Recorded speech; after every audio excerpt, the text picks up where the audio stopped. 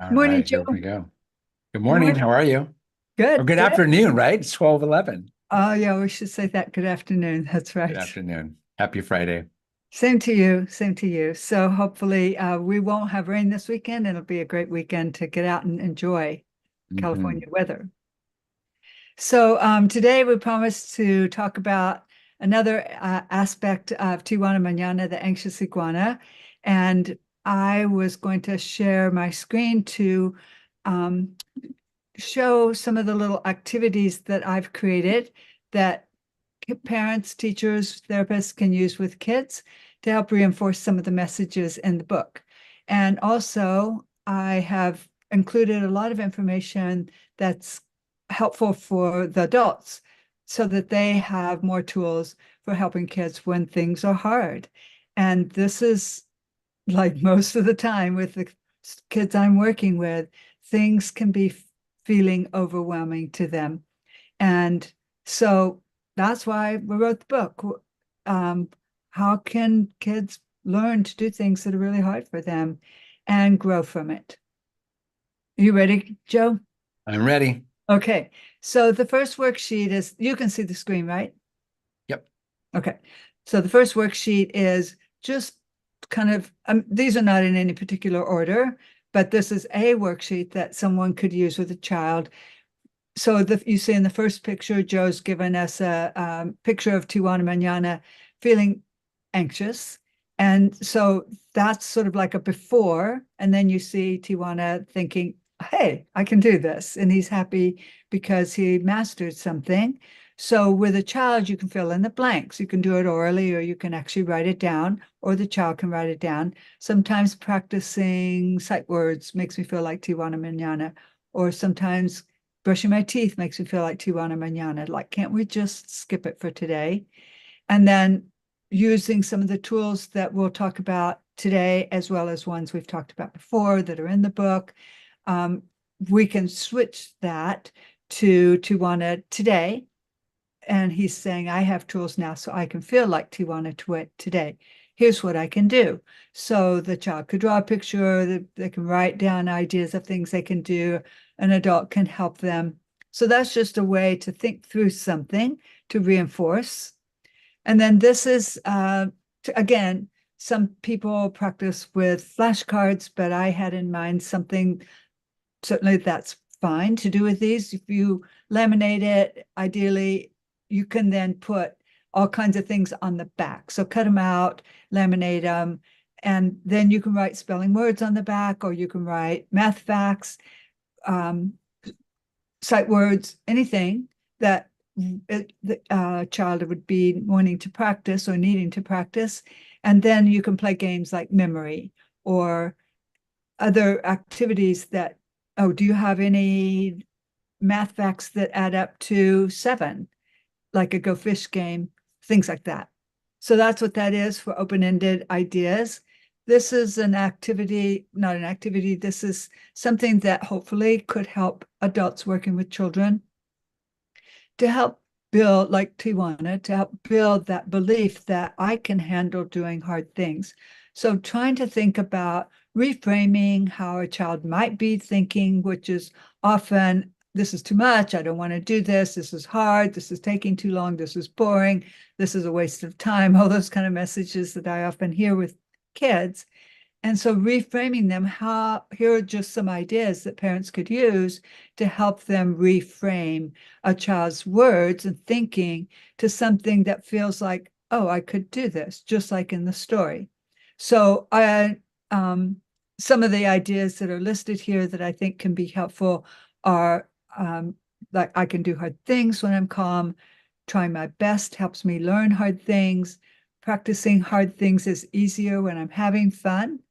Practice will help me feel more confident. Effort makes my brain grow. I can get used to uncomfortable feelings when I do hard things. I can learn hard things one step at a time. It takes time to learn hard things. Doing hard things is easier when I work with a partner. I will just do it because I'll like how it feels when I accomplish my goal. I can take the first step and the next steps will be a little easier. I want to see myself being successful with help and practice. And tomorrow, this is from the other book we've worked on together, Mission Control, A Big Feelings Adventure. Tomorrow I will be a day older and more practiced, and doing hard things will be just a little easier. So that's a lot to choose from. If I ask kids, maybe don't give them all of these choices, but I might pick 3 choices and say, do any of these feel like things that could help you? And they can usually pick out something that sort of resonates with them, helps them feel like, okay, I can do the hard thing. Of course, all these have to be at the right moment when kids are available to be thinking about this, just like mom had to help Tijuana get past the fight or flight mode and into a state where he could be thinking about, okay, I can start moving toward doing what you've asked me to do. And that is to practice sight words. So, Joe, in your experience with kids at school, do any of these feel like ones that you think would be particularly helpful in a classroom? Oh, let's see. Um, Definitely it takes time to learn hard things. Yeah.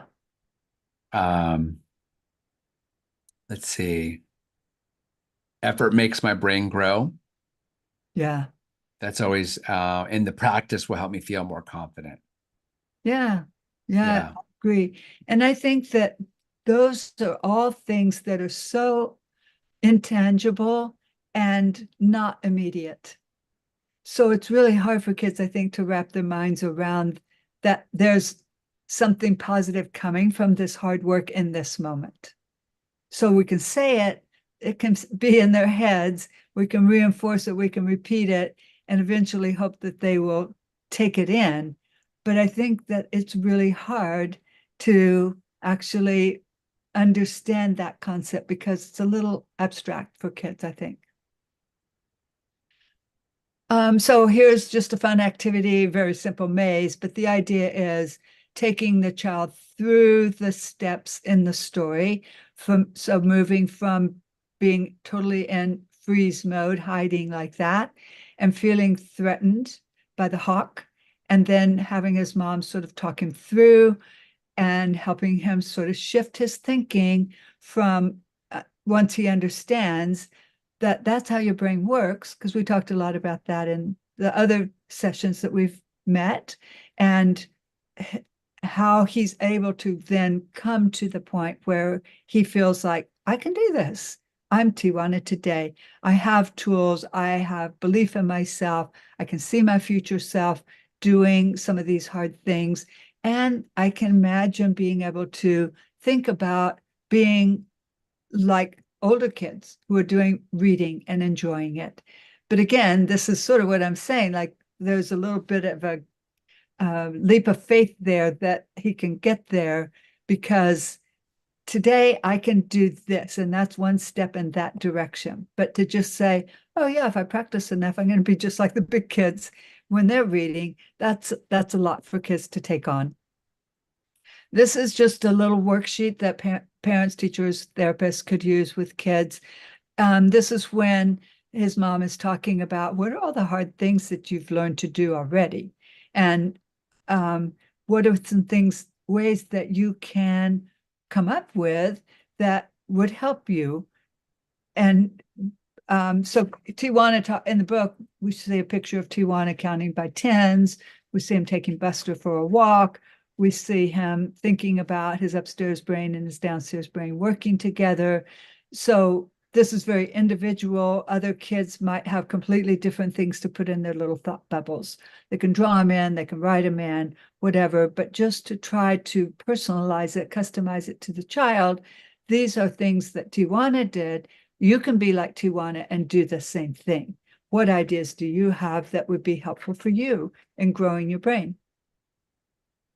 So we did a little about this in another episode about what to do when things seem like too much. And there's always reasons that a child might be feeling overwhelmed, because if there weren't reasons, they'd just do it. And so this is a long list of reasons why a child might be struggling to do something that to them feels like too hard, too much.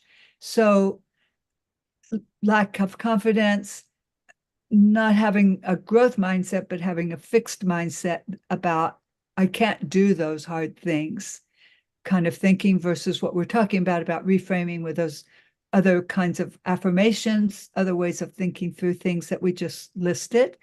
That's growth mindset. Kids don't like to hear no, we're not going to play, we're not going to keep being on the video game. It's time to do something else. So disappointments, not wanting to lose a game can be reasons why kids can feel like things are too much. Transitions can make things hard for kids, stopping something that they like and moving into starting something they don't like. The basics of just being tired and hungry, sometimes just having a limited diet. They're not getting what they need because they might be picky eaters or have another reason, sensory reason, or even other reasons why their diets might be limited. They might be impulsive, having a hard time slowing down. Their academic skills might be lagging, and other skills, some of which we're talking about now. Not having enough agency, feeling like people are always telling me what to do. I want to have some choices. I want to make some decisions for myself. And just not having the tools yet for knowing how to regulate. So that's part of what this book and the other book, Mission Control, A Big Feelings Adventure, are about. Having a busy schedule, busy on the weekends, busy all day long, after school activities, make kids not having enough time to just do what they want to do, and having difficulty with attention, staying focused, getting distracted, sustaining attention, persevering through a difficult activity. Hard to wait is a big one. So many kids have so much difficulty sticking to something or having to wait about anything. They sometimes feel things are not fair. My big brother doesn't have to do this work. Why do I have to? Or my younger brother doesn't have to do this. Why do I have to? And then just emotional distress in general, like a heavy backpack full of emotions, and maybe not having enough quality sleep, getting up at night and going into the parents' bedroom because they don't know how to get themselves back to sleep. Not having enough connection with the primary caregiver, just shortage of time, not getting outdoors for play and exercise. And with busy schedules, that can sometimes happen. Not having enough time for free play and fun. That's what I'm hearing a lot about lately from kids. And then just having a fast-paced life. Like, hurry, we got to go kind of thing on top of it, which is a little bit like a busy schedule, but it's really like we've just back to back with activities and we can't be late because then it's like a domino effect. So kids feel that pressure of being rushed. So again, Joe, can I ask you, like, out of these, certainly you see lagging academic skills. Sometimes at school would be a reason why kids would feel like they needed to run away from something or hide or fight back about something, argue with someone about something. But what and feeling overwhelmed, I can see all those could be really big things for school. But what else do you think is you see a lot at school? I can't hear you, Joe.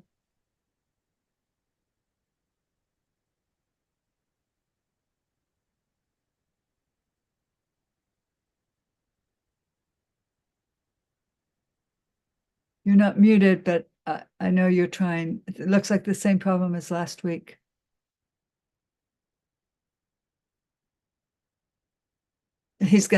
I'll let you work on it. We can come back to it. Um, the next handout for adults is when kids are feeling that they are in danger, they feel threatened for some reason, and they are likely to go into fight or flight or freeze. I've listed there the three things that you might see. So if a child is in fight mode, they are facing perceived threat, uh, um, and responding to it aggressively. So of course, there are times when it might actually be a threat, but generally not in a home, in a school setting. That's usually perceived, but true for them. And then in flight, a person might respond to the perceived danger by running from it Or in freeze, a person might not be able to move or act even against a perceived threat. So we know about possums and how they play dead, that kind of idea. And so some examples that maybe aren't so obvious, like throwing, kicking, arguing, refusing, hiding under a bed or a table, running out of the classroom, refusing, well, not refusing, but not talking, holding one's breath. All those kinds of things are things that are pretty obvious that a child's in fight or flight and struggling. But some of the less obvious ones I've listed there that I see with kids that say, I need help, is really what they're saying.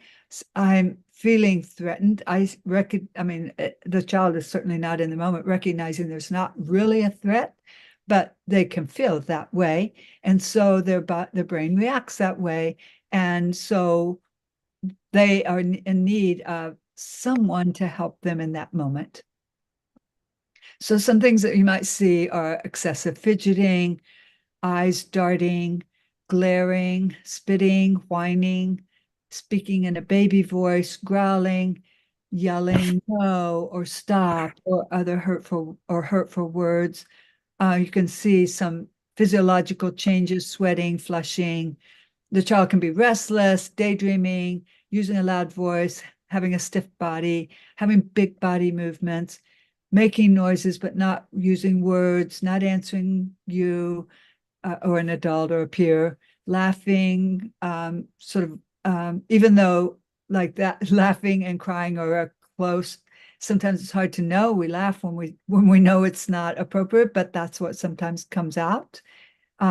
Acting silly, a limp body, or saying something like, I can't, or this is boring, or this is going to take forever. I don't know how, or this will never end, or I'm done, or sighing, talking off topic, trying to divert attention from the activity, staring blankly ahead, mumbling, making faces, acting helpless, using potty words, using nonsense talk, running around, screaming, rolling around on the ground, grunting noises, squirming away, scribbling or ripping up paper if they're frustrated with like a visual motor activity. So those are kinds of things that I see in a session or in my social skills groups. And I recognize those things as just signs of distress and needing help. Joe, do you want to try again, see if you're, Can you hear me oh, now? yeah, you can, good. Okay. So any Um, comments about this or the previous one that you wanted to make about yeah. school? Um, One thing I noticed in my classes was the fixed mindset, and Uh-huh. they were just determined that they weren't going to learn. Or I always used to say, even, and this is where we were in the beginning stages of um, the mission control book, that talking about having um, self-control and uh, being able to express themselves, but a lot of times they took it to another level. And some kids were like really, really super like out of control. But then you had some other ones that just did not want to learn. Like they were a fixed mindset. They didn't want to learn new things. Mm-hmm. And that was an opportunity for me to help them get over that. And because I just had high expectations for these kids. It's like, Mm-hmm. this is going to be fun. You're going to learn something new. But a lot of the times I'm looking at this screen now, the fidgeting, they just, crossed arms was a huge one. Mm-hmm. And the whining, crying, Uh-huh. Uh-huh. and because I was mostly for the younger grades, like kindergarten, first grade.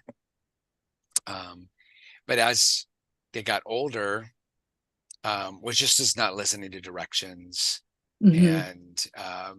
And I'll never forget in eighth grade doing computer classes, and they were just completely defiant. Like they Mm-hmm. didn't think that anything. It was not so much computer classes, but it was we were doing STEAM classes. Uh-huh. So I'd always try to figure out some kind of project that would just be kind of a group setting where they could just work together. And there were a few that they're just like this attitude, like Mm. this is beneath me. Oh, And I would attribute that to more of a fixed mindset, wouldn't you, Nan? I mean, would that be more of a fixed mindset kind of response? Like, I'm not going to do this. it might be fear-based, which is often part of fixed mindset. Yeah. Yeah, probably because it was a drawing. A lot of it were drawing projects, and Oh, maybe they were afraid of maybe they couldn't draw, yeah. Yeah. and they didn't want to be embarrassed because they were Right. more of like kind of like I wouldn't say like the tough guys or the other boys would look up to these guys, and those are the ones that were more defiant, not wanting Uh-huh. to do the project. Uh-huh. So maybe Yeah. that has something to do with it. I Like think maybe so. Yeah. their self-esteem Hmm. or they were insecure, you know. Yeah. So yeah, So the it just protective behaviors, yeah, you know, because they don't want to be embarrassed, like you no, said. Yeah.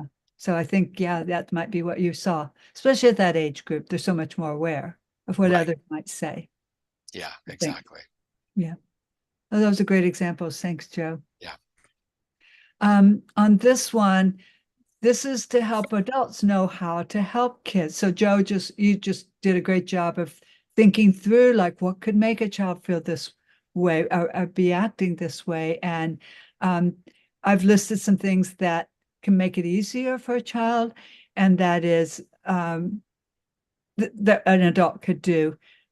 First of all, is the adult, as you were, Joe, already regulated yourself. You're already thinking, what can I do to help this child? Clearly, they're in distress. Helping them take a deep breath, holding yourself with compassion in that moment. Like, I might not know exactly what to do, but I can show that I care, which you're so great at, Joe, with the kids.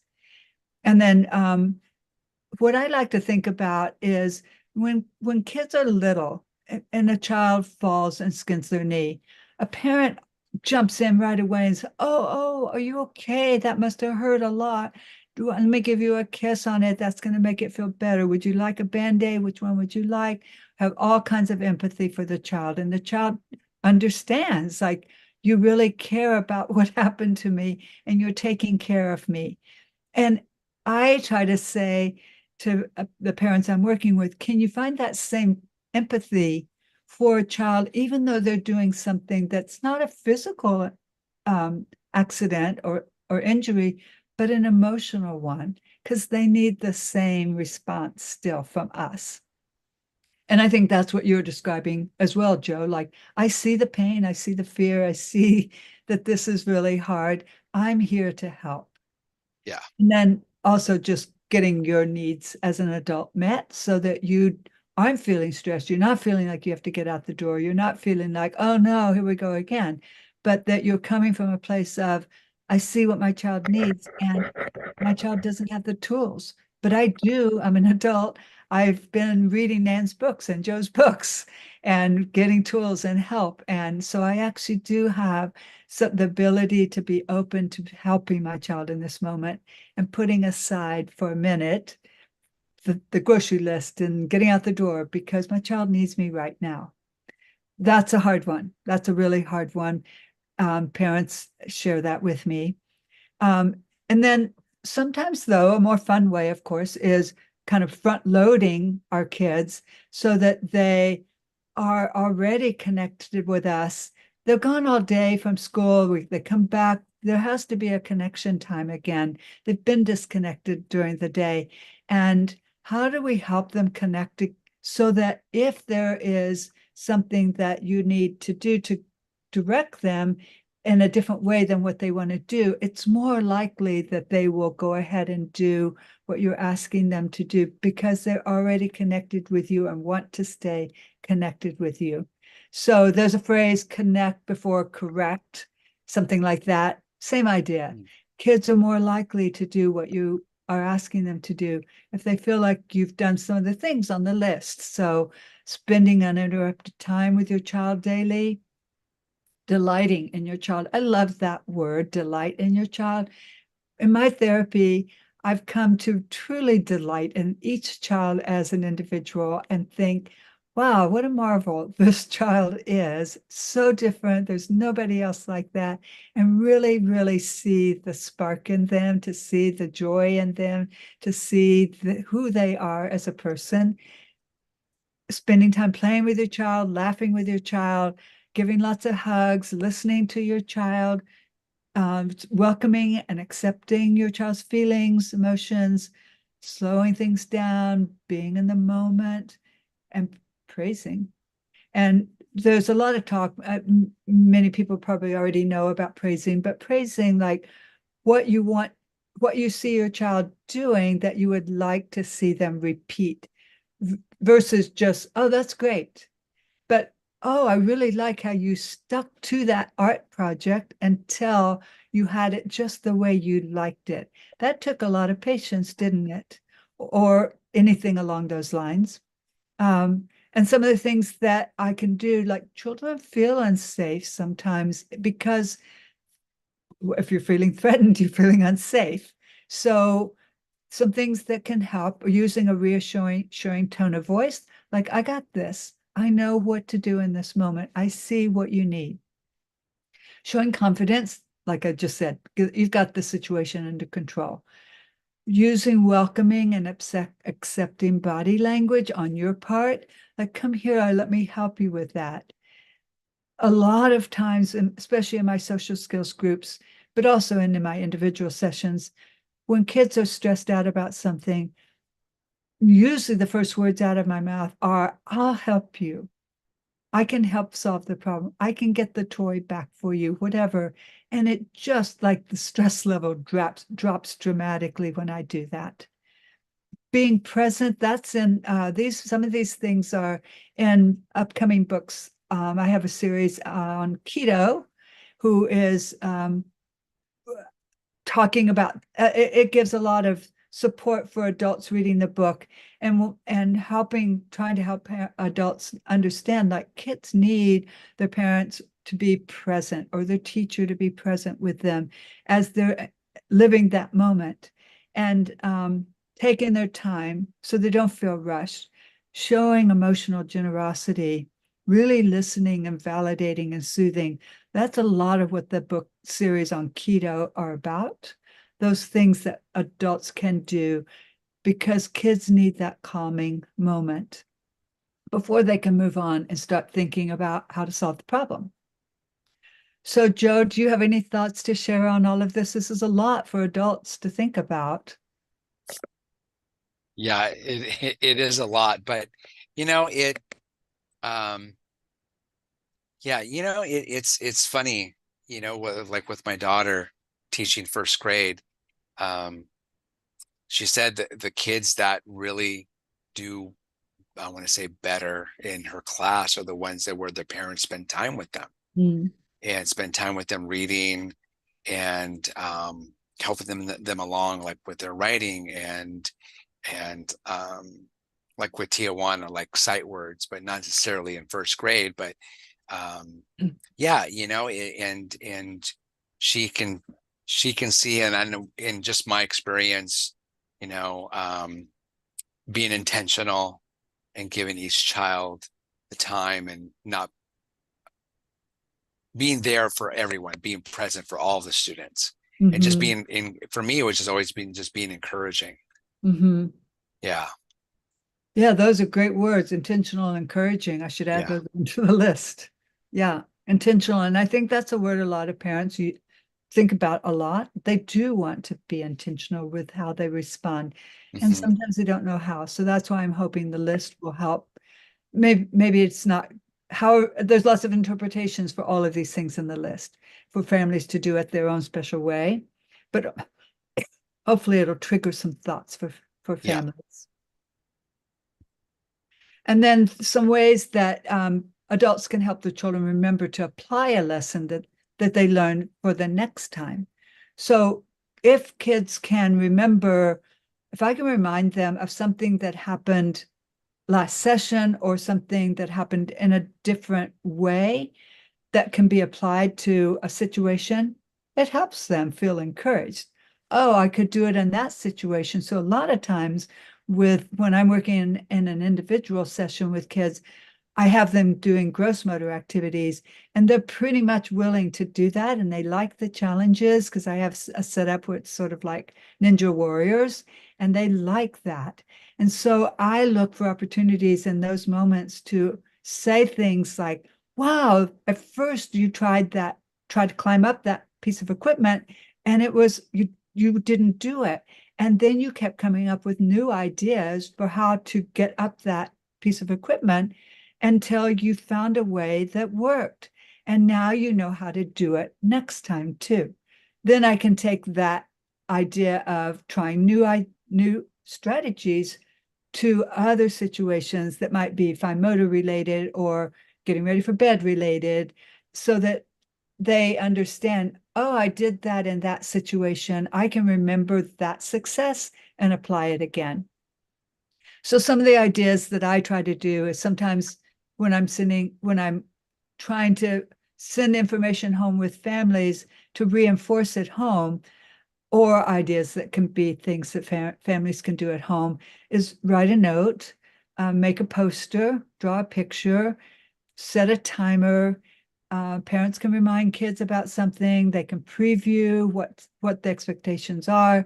They can say things like, first do the hard thing, then do something fun. Well, maybe not say that, but think that. And adults can add more support for kids. They can think of ways to make hard things a little easier. So we can sort of bring down the level of demand, but we can also support the demand. We can make it more playful for kids. That's a winner with most kids. Can make a progress chart so kids see, oh, I can do this. Mark the off days you practiced. So the author of Atomic Habits, he talks about this idea actually of, I've got 10 in a row when I did this. I don't want to break my winning streak. Maybe it's not called a winning streak, but my streak of X's, I want to keep going because look how many I've already done. So sometimes just that visual of, and that kind of motivation like that can help kids do things. And remember to repeat it. Doing something with a partner also is a winner. Remember how you did it before. Sometimes rewarding yourself, finding the best time to do something in a day or in a week, being sure you understand what to do, remembering you did it once so you can do it again. That's the one a lot of kids say to themselves, do it one step at a time, take the first step. There's also research behind that of like, if you can just take the first step, let's get to the desk and pick up the pencil. Great, now we're on our way. Make the first step easy. And sometimes I'll start with like, let's do this maze, because every kid likes mazes. And then we'll move into something hard. And maybe I'll end with something fun too, to try to help them get to the table where we're going to do the fine motor work. And then just being prepared. So those are things that help kids learn to generalize from one instance to other instances. And then some of the lifelong messages that and values that you might want to be reinforcing with kids to help them. So I often review from start to finish what a child has done, like a narration.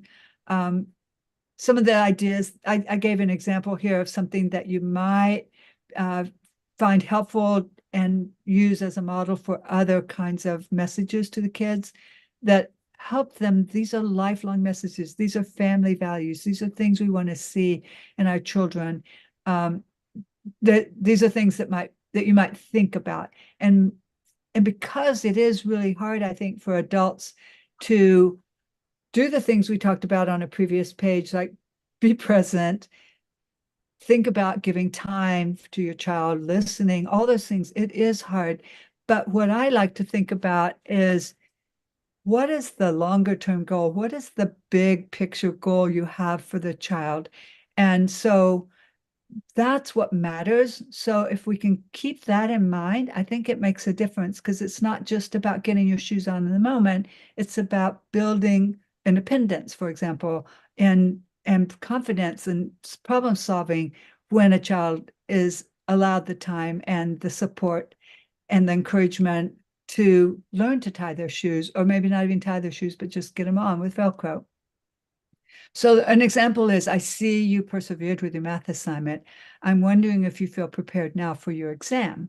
So the message being, well, if you are prepared for things, not just this one math test that's coming up, but the message is preparation makes you feel more confident, makes you feel like you can be okay, doesn't make it lowers your level of anxiety. It makes you realize if I can do it in this situation, I can do it in other situations too. I've had successes.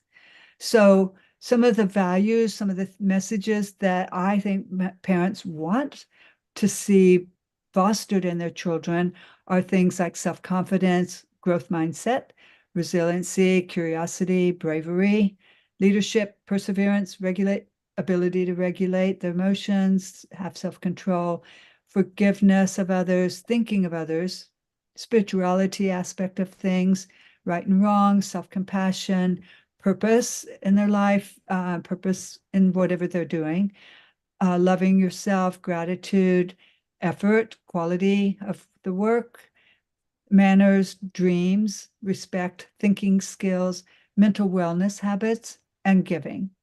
So that's probably not, I'm sure it's not a full list of things, but it's again meant to be a starting place for parents to think, what do I want to foster in my children? And if I want those things to happen, what's the path for it? So I'm trying to give sort of a path through these handouts that I've created. But Joe, I know you've raised kids, so they're adults, and I know that you had these things in mind too. And I'm sure they're going to be that they are using these same things that they learned from you and your wife from in their work and their daily life with their friends, with their kids, with your daughter's kids that she's working with. And what do you have other thoughts about all of this? Um, I mean, there's so many like just good words there, but um, I think for my wife and I raising our kids, and they're in their, in their late 20s now, but um, we're just like very proud of them. Like they are resilient. We set high standards for them, and high expectations. It's like Mhm. and realistic goals. That's Uh-huh. another thing Yeah, too. yeah. But having a growth mindset and having that self-confidence and having the resiliency and perseverance is was like, I think, I guess words that we really kind of tried to apply, Mhm. in raising them. And they're both, I want to say, successful adults. They have their careers, and they're people that, you know we just love hanging with them. Yeah. It's just fun to see.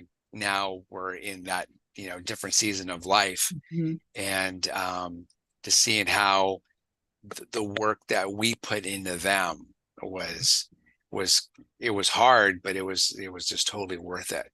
Yeah. Yeah. Yeah. Yeah. So, That's it. That's the long range view. That's where we want, that's where everyone wants to be yeah. with Yeah. their children down the road. Yeah. Yeah. That's a Yeah. great encouragement, Joe. Yeah.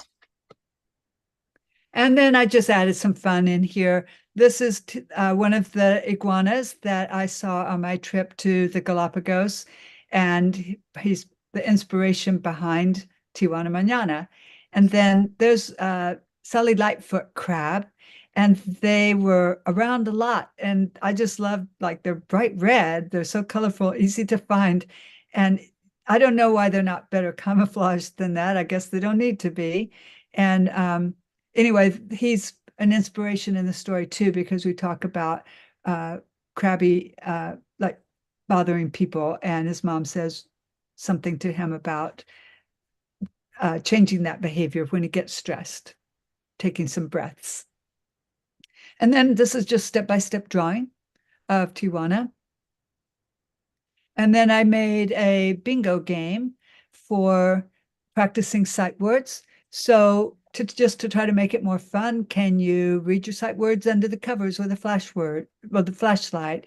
Can you stand on one foot and practice your sight words? Can you do it with a pet? Read the sight words with an animal, a stuffed animal even. Can you do it in a silly voice, a loud voice, a gruff voice? Can you sing the sight words? Um, can you do the sight words with a family member or a friend? Can you record yourself? Practice it while you're having a healthy snack. Practice it while you're sitting in a comfy chair. Or can you build a pillow for it and practice it in there? Can you swing, holding on with both hands, of course, and practice? Somebody shows you the words and you practice while you're swinging.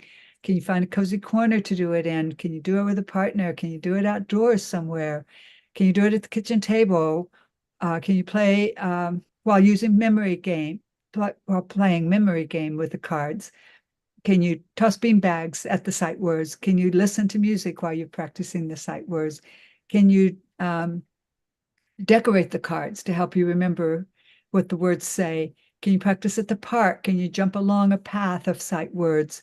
Can you search for sight words in a sensory bin? Can you look for play tic-tac-toe with words? And the last one I put on was finding sight words in a favorite book. So as I'm reading those, I'm feeling like Sam I am. Like I could eat it in a train. I can eat it on a plane. Green eggs and ham. But the idea is that just like these are some of the things that I might try to do with kids, especially movement. If they are moving, they are much happier about practicing something. And maybe moving on a swing, maybe something like that. But a lot of times it's just allowing them to walk around and just move their bodies, however they want to move their bodies. And they seem to be, sometimes the brain seems to be a little bit powered by their feet and how they are able to do that. And so those are just some ideas to try to make it more fun. And then the last one here is just 3 bubbles that show like how have you grown from practicing hard things. And that's from the book, but again, individualizing it to the child. And then there's a coloring picture of Tijuana, and you could add a background to it. And that's for another week, the next handout, the next visual that I showed you. So hopefully those are things that adults will find useful when they are trying to reinforce the messages in the book after they read it with a child. And these will be available on our website once the book is out for sale on Amazon, which is soon. So I don't know if you have any more that you wanted to share, Joe. Uh, no, not really. You've covered a lot. I really Yeah. can't add to it. Well, I mean, your illustrations are just so inspiring, really, Joe. Like that's what, it makes kids want to learn because of your illustrations to Oh, me. that's So I'm good. very grateful for how you are always so thoughtful about what you draw and really can capture because of your experience as a dad, but also your experience as a teacher, really capture the what it's really like for kids, and that makes it Yeah. more relevant to kids and makes them feel like I can do that too. Yeah, it's funny. Like there's just something that happened last week when with some students. It's like you never know what this is going to come out of their mouths. It's like, and it cracks me up. It's like the teacher and I were just I can share it with you offline, but I don't think it's anything that we need to talk about here. But it's just it's just so they're so innocent to a fault, Hmm. Hmm. and I love that. yeah, and um they're kind of incriminating themselves just by being honest. You Yeah. ask them a question and you're thinking as an adult, it's like you want to, I think you may not want to reveal that much information, but it's like they're and that's what cracks me up. It's just like you ask them a question and they just spit it out, and I think that's what I like working with the kids. It's like you just never know what's going to come out of their mouths. And but I guess one little thing here with this picture that I drew is actually the one that you had, like we're showing Tijuana being anxious, which is like the cover. Oh, And uh-huh. I don't know if you have Yeah, I think I can access figure to that it, out. but I actually got that pose from, sad to say, but it was a girl that was having an anxiety attack at Mm, school. And I had really never seen that in a student at school, but she was so, you could not get her attention. I mean, she was full blown anxiety attack, and trying to make eye contact with her, that was just not happening. mm, But she was against a wall with her arms spread out with that look. I mean, mhm. that Uh, Tijuana pose uh, is her mm, basically. And but yeah, I mean, I get a lot of inspiration and like poses and ideas just from working with the kids. So yeah, yeah, yeah, yeah, it shows. Yeah, whether they know it or not. yeah. Well, and I do too. That's where my ideas for the books come from because they're universal, you know? Hmm. Yeah, Yeah, exactly. we recognize them. People can relate. And because that's real life. Yeah, exactly. And that's what we write about and draw about. Yep. Yep. Real life. Okay, well, thanks again for meeting today. Yep. Um, next week, um, I wanted to share a little bit about the journal that goes along with Tijuana and the worksheets that accompany the journal. So how to kind of use Okay. the information that we've gone through the last few weeks to actually implement it, go into implementation. So Sounds good. I'll look forward to that again next week, Joe. So thank you All again. right, Ann. All right. Bye. Thank you. All right.